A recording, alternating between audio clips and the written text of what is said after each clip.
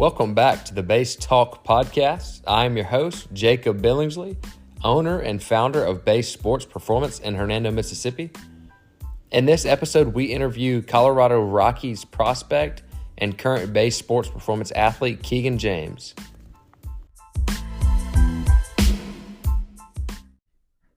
All right, sweet. Welcome back to the podcast. So as I mentioned, today we're here with professional athlete Keegan James.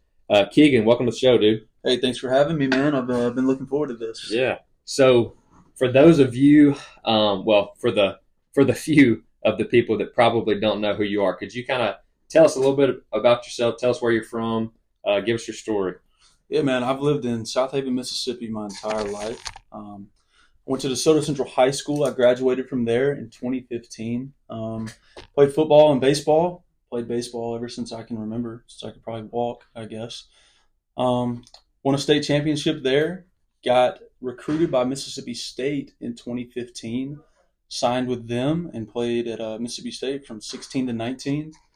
Got drafted from there by the Colorado Rockies, and I've been with them for the last 5 years. So you mentioned that you're from the area, local athlete here in North Mississippi. Went to DeSoto Central. When was it in your high school career that you committed? And then what about that process would you have done differently? I committed to state my sophomore year of high school. And most of my life up until that point, I was never the best on the team. I was never one of those guys that it came easy to. So I had to work really, really hard, just like a lot of athletes do. I'm probably no different than some of those others. But I had to put a lot of emphasis on myself and what I was doing every day. Skip those, fun things you want to go do the summer, the spring breaks, the things like that, to put time into work. So once school started coming around, I started throwing a little bit harder. Sadly, I never got recruited to be a hitter for very good reasons.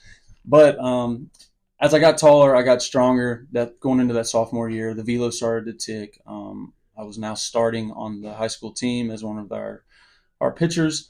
And so when Mississippi State started coming around, that was my dream school. My dad played there. My uncle played there. I grew up going to their games. So the second they started seeming interested, I ran with that. That built the fire up a little bit more than what it was before too. And so I just nose to the grindstone, got after it. And when they came with an offer, after I went to one of their baseball camps, they pulled me aside and said, "Hey, we're going to offer you this scholarship. We'd love for you to come play here." I told them, give me a week to go think about it. But I had made up my mind in that office with Butch Thompson and Nick Mingione right there, and John Cohen. I didn't need a week. It came around in Christmas Eve that year, actually, of 2015? Christmas Eve of 2015. No, before that, when I committed, 2013. Christmas Eve of 2013, I called Mingione. I said, "Man, I want to be a Bulldog." I had other schools on me. I went on a couple visits to LSU, some letters here and there from Memphis, Arkansas, Ole Miss, schools like that. But my heart was always, bleeding maroon and white. I always had since I was little, and that's always what I wanted to do. So I was extremely blessed and excited to be able to do it. So you mentioned that Mississippi State was your dream school, and you kind of mentioned several family members. Obviously, your brother, your sister's there now. With all of that, I know you mentioned that State was where you wanted to be, and it was kind of had made its decision before you did. But with some of those other schools, what were some other ones that were in the top 2 or 3? My parents would kill me if I said this. Ole Miss is one of them. And LSU. Come on, LSU was probably number 1 behind Mississippi State, and then it was Ole Miss. Ole Miss because it was closer.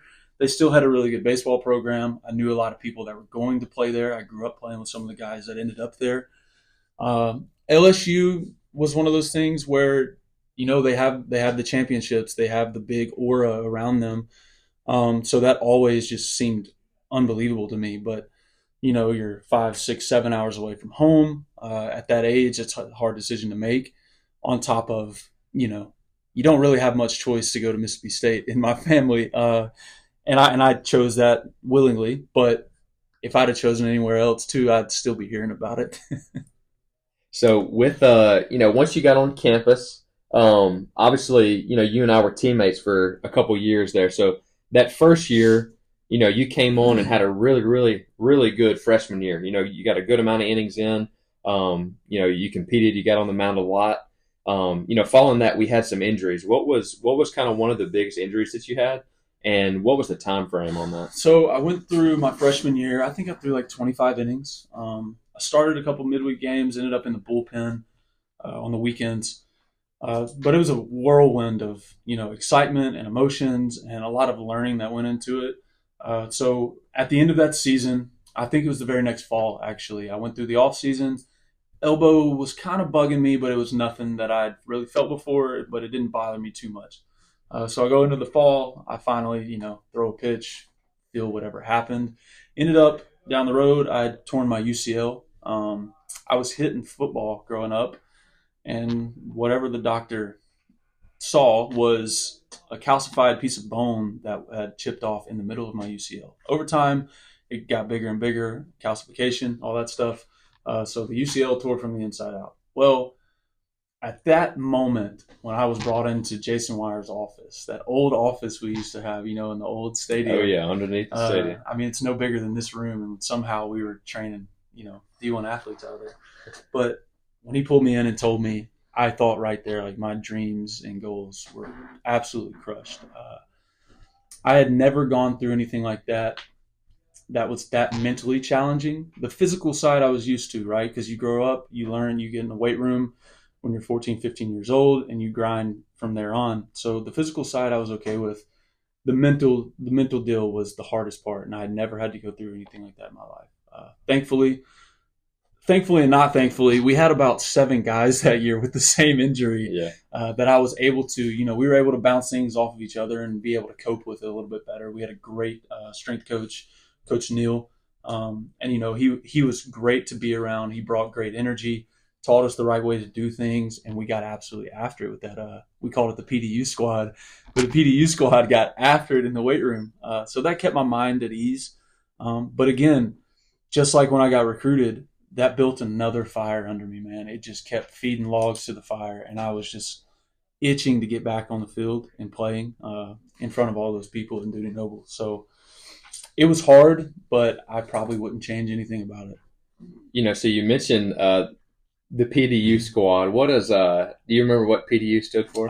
Player Development University. Yeah, that's it. Player Development University. So kind of the direction I wanted to go with that was, obviously, you never want to get injured. You never want, your teammates to get injured. But when you have a group like that and, you kind of start to understand that, hey, unfortunately, this is my new normal, and you're going through the recovery process, you're going through the rehab process, you start to kind of understand, look, even though that I'm injured right now, I've got, 10, 12, 14 months, whatever it is, of development that I can put into this, that I can, invest into me. I can invest into my career, from a training standpoint, eating, sleeping, recovery, things like that, and kind of start to learn, some new tactics and things like that. Would you agree that, being able to use that time for you, you were able to make big physical changes to set yourself up for the long run? What did that time look like for you? 100%, yeah. Because it was the first time in your life that I can't remember the last time I had a full year off of playing in games and focusing solely on myself. At first, it was really weird. Like, I didn't know what to do with my free time. But it's like you said, yeah, you start to dive into the nutrition, you start to dive into the sleep, the weight training, and we had all types of people at Mississippi State at our disposal to help us with that. But yeah, I mean, being able to focus on yourself for the first time in your life was huge. I needed it. I got to work on some mental stuff that I need to probably work on aside from the physical things. But yeah, I mean, I think it changed the way my brain thought a little bit. Not to say the rest of my college career, I stayed on that path 100% like I needed to with the sleep, the eating, and things like that, because, life happens. But it definitely planted the seed, and that seed, decided to grow once I got to pro ball because of that first year of rehab and learning what I needed to do to be a better me. So you mentioned pro ball. So fast forward to 2019, you were drafted by the Colorado Rockies in the 2019 MLB draft. Going into pro ball, what was the biggest difference, that you kind of noticed from the beginning from going from college to pro ball? And then, now that you've been in it for several years, what's the biggest difference, now kind of looking back from a bird's eye view? What are the biggest differences there? Well, one, the babying and the pampering that you have in D1 baseball. I mean, it's a tough grind in college baseball, especially at the D1 level. But to say we're not pampered would be a lie. When you get to pro ball, man, the biggest shock I had was this is all on you. These coaches can tell you what they want to tell you. They can, ask you to do certain things. But at the end of the day, they're going to look you in the face and say, this is your career. Do what you have to do to be ready every single day. And that goes back to that seed that was planted that first time I had TJ. I knew what I needed to do. I had to get a list down, write things down, figure out what I wanted to do moving forward to be better. And from then on, man, for the first time in my life, every single throw and every single pitch mattered, whether it was catch play, a short box, or even bullpen into games. Everything you did was to advance your career now. You're not worried about how many people are in the stands because there's not a lot of people in the stands. Winning is great in pro ball. It is. I'm never going to say don't go after winning, but it becomes a more selfish game, and that was weird to me because at the end of the day, if your team loses 20 games in a row, but you have a sub-3 ERA, the year's going great for you, and that's what you want in pro ball. You're just trying to constantly better yourself. So the selfishness of the game on top of having to just solely be ready day in and day out, it was completely different in college. I think for me, one point that you made that I kind of want to highlight, for me was that, you mentioned that once you got to pro ball, your coaches kind of made it very clear that, look, brother, this is your career and you got to do what you got to do, for your career. Personally, I think that that's something that athletes need to understand earlier on, right? So, when they're higher level high school athletes and getting ready to go, into SEC or Division I or whatever that looks like, getting ready to go into college. I know when I got on campus, I was ignorant to the fact that, I had decisions that I could make. I kind of just put everything, my entire career in the coaching staff's hands once I got to school. And that's not a realistic expectation. That's not realistic for you as the athlete. That's not realistic for, the coach from their perspective. And that's something that, in my opinion, these athletes that are getting ready to go to college or might be, in the early parts of college need to understand now that it is your career and you have got to make the decisions, that are going to set you up for success long term. Is that something that you would agree with? Yeah, absolutely. I was kind of a yes man in college, kind of what you're talking about. Everything I did was to please my coaches, probably what looked the best, like what made me stand out. Like, what can I do in front of the coach to make me stand out? And at the end of the day, man, you've been told your whole life. I mean, I remember when I was 10 years old, like, people would tell you, like, hey, you are your best coach. But it didn't click really until I got to pro ball. And I think my college career would have been a little bit better if, like you were saying, I was able to say no to certain things, or I was able to take small things from coaches and not the whole thing they're saying, and just pick pieces apart from each thing they're saying and use it for the best of my ability and what I can do. Because at the end of the day, you know your body. No one else truly knows your body. They can say they see things. They can say they can do things. You need to try this. And you can, and you need to listen to those guys. But at the end of the day, only you know what you are feeling internally, what your body's doing, how it truly moves. And you've got to start taking initiative in how to teach yourself. Because at the end of the day, especially in pro ball, those coaches aren't going to be there. If I didn't have you standing in my corner right now in every offseason, like a lot of pro guys have, right? There's a lot of guys that go out and they got to throw outside in the snow. They just have a net they're throwing into. Any of my buddies up north, anything like that, they don't have anybody to stand over them with video or anything to say, hey, this is what you're doing wrong. I think we need to go in this direction.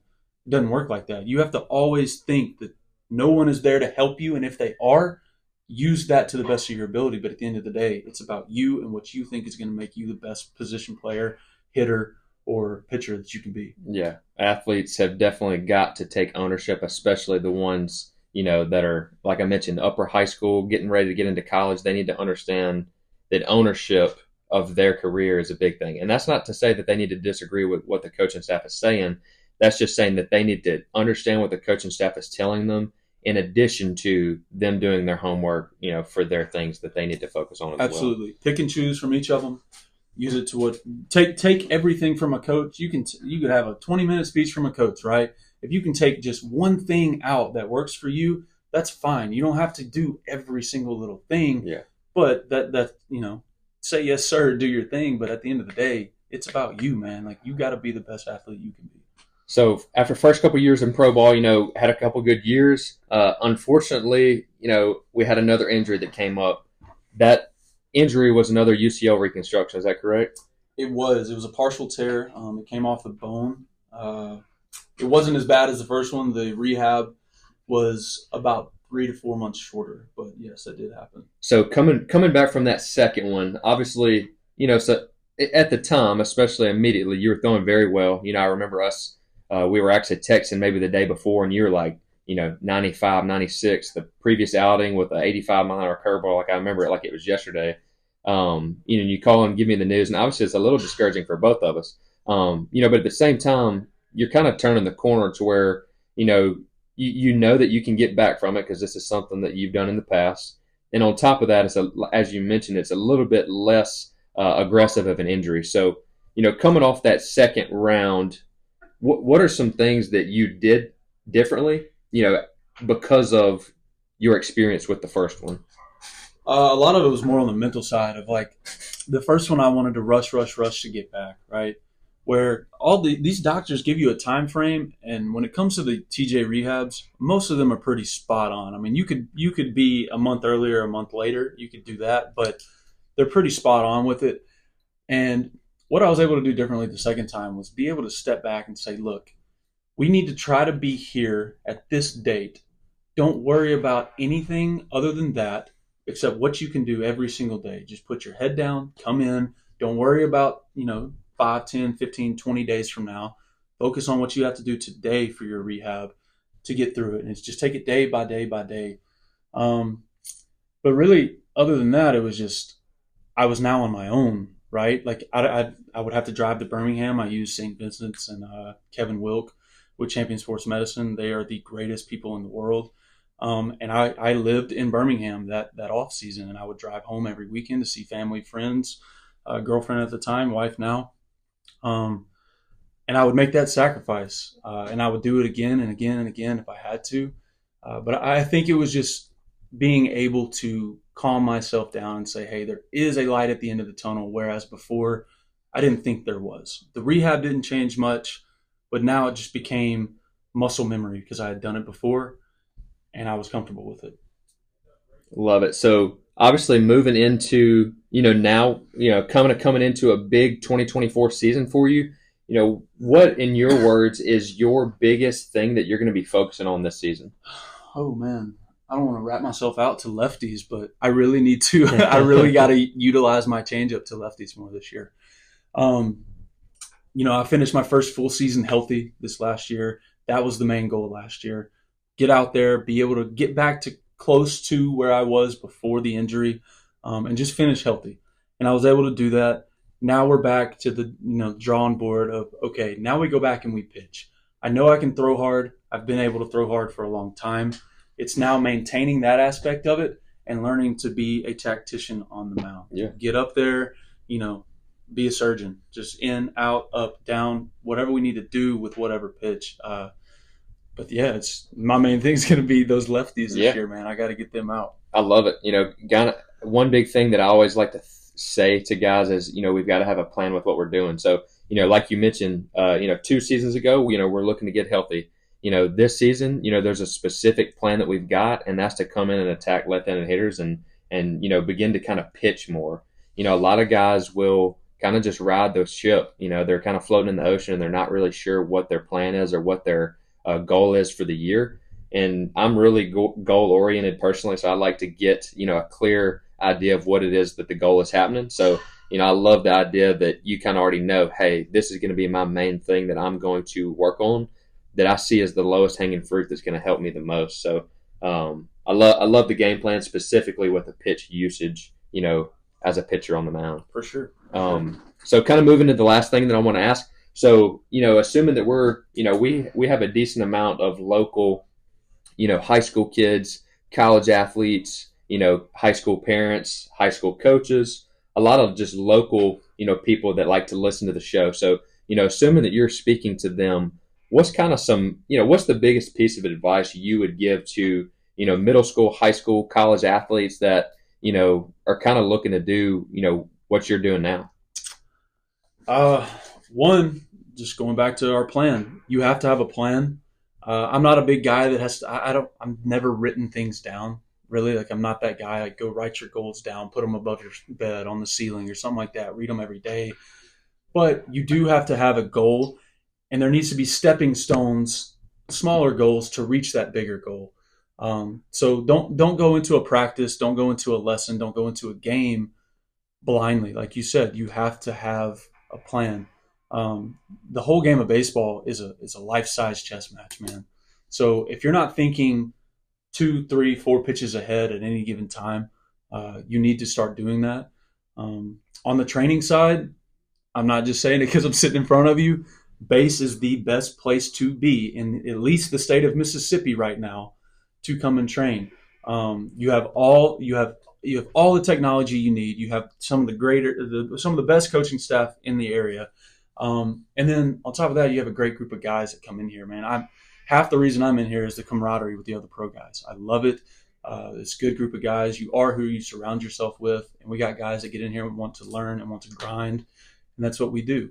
So have a plan, get in the weight room, work on your craft every single day, but also learn to have fun and know when to set the glove aside, set the bat aside, to be able to be a normal human every now and then. I think I took that for granted growing up. There's nothing wrong with being so center focused on your goal that, you're driven every single day to get up and go do things and miss certain things, but I've missed birthdays, I've missed spring breaks, I've missed things like that, that I'll never get back. And, I'm not saying go out and do it every time and go blow it out the water every time you do it, but learn to have a good life to baseball balance. And it'll keep you sane and keep you from burning out in the long run. Yeah, I love it. So like you mentioned, having a plan, and I think that plan kind of requires looking at it again from a holistic perspective, kind of from a bird's eye view, and kind of looking at it long term. Hey, this is where we are now. This is where I want to get then. And once you put that plan together, like you said, you can plan those things out to where you're kind of taking, some seasons of life where you're really, really working hard and you're grinding. And then there's another season where we're kind of recovering and taking some time off to allow our body to get built back up for the next one. So, obviously, thanks for coming on. We want to try to keep it around this 20, 25-minute mark. We're pretty close. Is there anything left that you'd like to leave with the audience? Come to base, man. Come to base. Hey. There's nowhere better. I'm telling you, I've been all around the country to train. Here and there, I've trained with a lot of big-name people. Base is doing it as good or better than all of them. Get your butt in here. Well, I appreciate that, and I did not pay him to say that for those of you that are listening. So, obviously, if you liked this, if you want to hear more of this, if you have questions, or if you got some value from this, please feel free to share this, send it along, repost it, like it, things like that. If there's other topics you'd like to hear about in the future, or if you'd like some more interview type process, definitely let us know, and we'll get it taken care of. So, thanks for listening today, Keegan. Appreciate you coming on the show today, man. Thanks for having me on, man. It was a blast.